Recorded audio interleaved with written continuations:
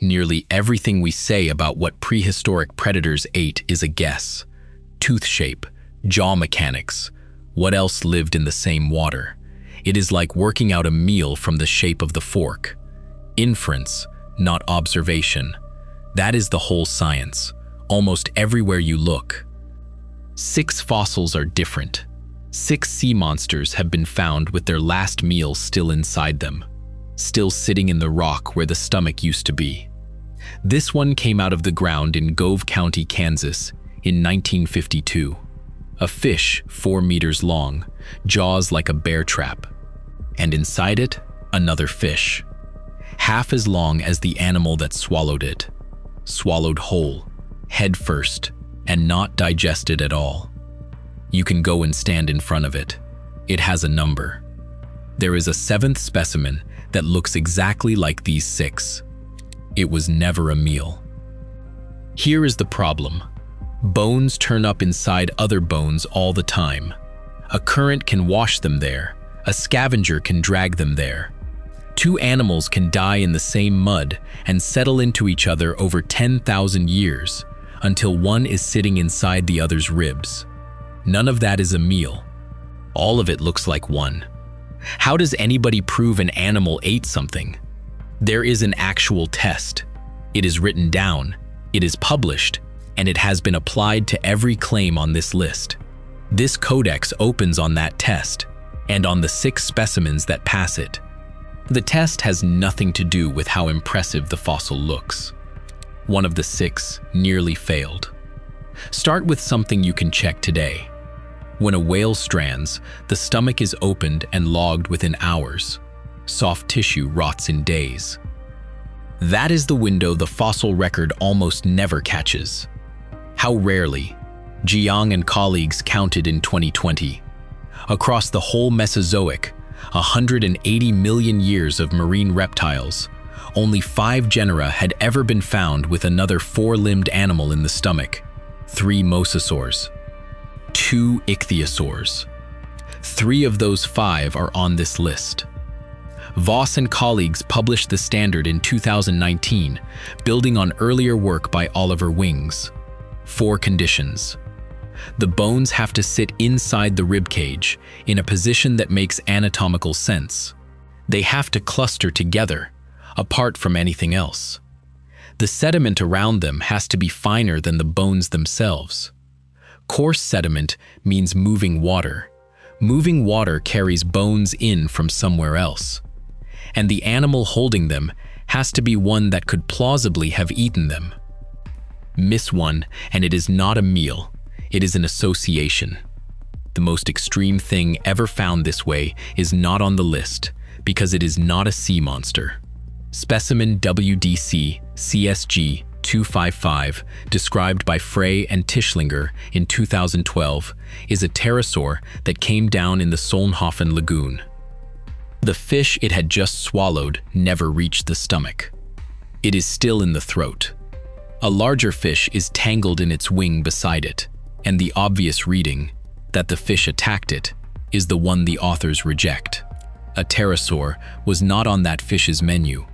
Its teeth had caught in the wing membrane, and neither animal got free. Both sank into water with no oxygen in it, which is exactly why the meal survived. Number 6. The whale that hunted whales. Egypt, in a desert that used to be a sea. Basilosaurus isis was an 18-meter whale built like a sea snake, and it lived here 37.5 million years ago. Specimen WH1001 came out of the ground in 2010. Inside its body cavity were the remains of Dorodon atrox, a smaller whale. Not one animal, at least 2. There are 2 right-hand skull bones in there, and nothing has 2 right sides. The material is a jaw still carrying its baby teeth, an ear bone, neck vertebrae, ribs. These were calves. Voss and her co-authors published the specimen in 2019, and one detail decided how they read it. The bite marks on those young whales cluster on the head. That is not how a scavenger feeds. Scavengers take the easy tissue. Killing something is what happens at the skull. There was a large shell-crushing fish in there as well, a pycnodont. Whatever this animal was doing, it was not specializing. And one worn shark tooth, which the authors specifically did not count. A lone tooth means a shark was chewing on the whale. It says nothing about what the whale ate. One object is never a meal. The specimen that set the rules for this list is also the first entry on it. Number 5. The meal that came with its own stomach stones. Logan County, Kansas, 1918. Charles Sternberg, whose son found the fish within a fish we opened on. A Tylosaurus pro-riger, nearly 9 meters long. Catalogue number USEN 8898 at the Smithsonian. Inside the ribcage, a plesiosaur, Dolichorhynchops osborni, about 3 meters of it in pieces, shoulder bones, finger bones, vertebrae. And then almost nobody noticed for 80 years. Sternberg reported it to a conference, and the report was published in a form that buried it.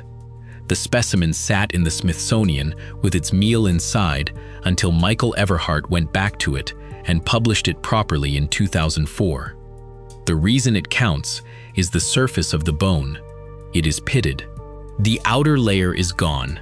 Stomach acid did that, so the plesiosaur went down hours before the mosasaur died, not after it. There were also stomach stones in there. Every retelling I have read calls them the mosasaur's gastroliths. They were not. Mosasaurs did not use stomach stones. Those belong to the plesiosaur, which means we are looking at a meal that arrived with its own stomach contents attached. A different Tylosaurus, from South Dakota, went further. Martin and Bjork listed its gastric residue in 1987, a smaller mosasaur, a flightless diving bird, a fish, and shark material. 4 courses, 1 animal. The rib cage is why any of it survived. It held the fragments while everything outside was scattered and picked over. Number 4. The hunter we had completely wrong. Guizhou Province, China, 242 million years ago. Guizhou ichthyosaurus had a body like a dolphin and the head of a reptilian barracuda and a mouth full of blunt, peg-like teeth. Teeth like that grip. They do not slice. For years, the reading was the obvious one. This animal ate squid and small fish. A specimen in the Xingyi Museum settled it. 4.8 meters of ichthyosaur, with the middle of another marine reptile inside it. A thalattosaur, Shinpusaurus, about 4 meters long when it was whole. What sits in the gut is the trunk section, 74 centimeters, shoulder to hip. The head and the tail are gone. The tail turned up 23 meters away, on the same rock surface. Jiang and colleagues published it in 2020, and they make 3 arguments for hunting over scavenging. The first is the decay sequence. When a marine carcass rots, the limbs come apart before the tail does. This one lost its tail first, so something took it off. The second is breathing. An ichthyosaur has lungs. Scavenging in open ocean happens on the bottom, where a carcass sinks, and this animal could not eat down there without drowning. The third is which part it got. A scavenger arrives late, to leftovers. What is inside this one is the best part of the animal, whole. Number 3. 4 newborns in the wrong stomach. Southern Germany, in a black shale laid down underwater with no oxygen in it. Temnodontosaurus trigonodon was the apex predator of that sea, with eyes the size of dinner plates and a jaw that opened at least 40 centimeters. Serafini and colleagues published a study of its stomach contents in 2025. Specimen specimens held 2 things at once. Cephalopod arm hooklets, the tiny hooks that lined a squid's arms, and all that survives of an animal with no bones, and 248 small vertebrae, counted where they lay, belonging to at least 4 newborn ichthyosaurs of a different species, Stenopterygius. 4 newborn ichthyosaurs inside a predator in the stomach region. Run the test. Appropriate consumer, that 40-centimeter jaw. Yes. Position. Under the ribcage, nowhere else on the slab. Yes. Clustered together. Yes. Quiet water, fine sediment, no current. One of the stillest seafloors in the fossil record. Yes. It passes. All 4. And the bones inside are not in the same condition as each other. Some are black and collapsed. Some are rust-colored with eaten edges. Some are white and barely touched. That is 3 different lengths of time in the same stomach, which means this was not one meal. It was at least 4, eaten days apart, with the freshest sitting nearest the throat. The same study found something else. A whole juvenile ichthyosaur, coiled up, swallowed, and then brought back up. Paleontologists have a word for that. A regurgitolite. Vomit, with a catalogue number. Which raises the question this whole list turns on. Babies inside an adult are the easiest thing in paleontology to misread, because there is a much more ordinary reason to find a small skeleton inside a large one. This is the one on the list that nearly failed. Here it is a meal. The species are different, and a Temnodontosaurus does not give birth to Stenopterygius. Hold that thought. Number 2. The bag of bones. Richmond, Queensland, dry cattle country that was the floor of the Eromanga Sea, an inland ocean that cut Australia in half in the Cretaceous. Fossikers, amateur fossil hunters, found the specimen in 2019. The local museum's curator dug it out about 3 years later. It is nicknamed Bob, short for bag of bones. A Platypterygius australis, 6 to 7 meters, at Kronosaurus Corner. White and colleagues published it in 2026. Its gut contents survived as hard round concretions, and nobody had to break them open. They went into a neutron beam instead, reading the inside of a rock without touching it. Inside, fish, squid-like cephalopods, and 2 bones from a pterosaur, one of them a piece of jaw. The first record of an ichthyosaur eating a flying reptile, or part of one. It almost certainly did not take it out of the air. Something skimming the surface is a far easier target, and the vertebrae carry bite marks of their own. Some are split, with the matching halves missing. No tooth was left behind, so the identification runs on size. The only thing in that sea big enough was the plesiosaur Kronosaurus. The paper does not say whether it killed this animal or found it already dead. A pterosaur, inside an ichthyosaur, inside something bigger still. 3 levels of the food chain in one rock. Number 1. The fish inside the fish. Back to the chalk in Kansas, and the slab from the cold open. George Sternberg split it open in 1952, and the photograph of what was inside has been reproduced ever since. Xiphactinus audax, 4 meters, catalogued HSM VP 333 at the Sternberg Museum in Hayes. The animal inside it, a Gillicus arcuatus, about 2 meters, has its own catalogue number, HSM VP 334. 2 accession numbers, 1 slab of rock. It went down head first, and it went down whole. A fish, nearly half the length of the animal swallowing it. Look at the surface of those bones. There is no pitting, no etching. Nothing had begun to dissolve. On every other specimen on this list, digestion is the clock. The plesiosaur inside the mosasaur had been there for hours. The German ichthyosaur had been eating for days. This one stopped at 0. The predator died within hours of the meal, possibly minutes. The story you will hear is that the prey thrashed, ruptured something, and killed its killer. That is a reasonable guess. It is not a finding, and the fossil cannot tell you either way. Everhart and his colleagues went back over this material in 2010 and could say how far the meal had traveled. They could not say what stopped the heart. What the chalk in Gove County recorded is narrower than the story, and stranger. Not a death, a swallow, caught partway through, and then held for 85 million years. The seventh, then. In 1907, Wilhelm Branca asked a question about the ichthyosaurs coming out of the German shales. They kept turning up with smaller ichthyosaurs inside them. Were those embryos, or was something eating its own young? Cannibalism stayed on the table for most of a century. It was taught. It was labeled in cases. Rainer Butcher settled it in 1990.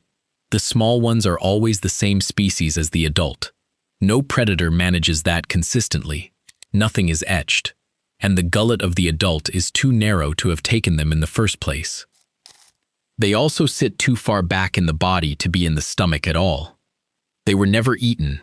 They were unborn, snouts pointing forward, in a birth position. The ones lying half outside the body were pushed there after death, when gases from decay ruptured the body wall.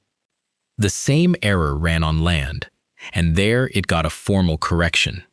In 2006, Sturt Nesbitt and colleagues took apart paleontology's most famous cannibal, Coelophysis, specimen Amnash 7223.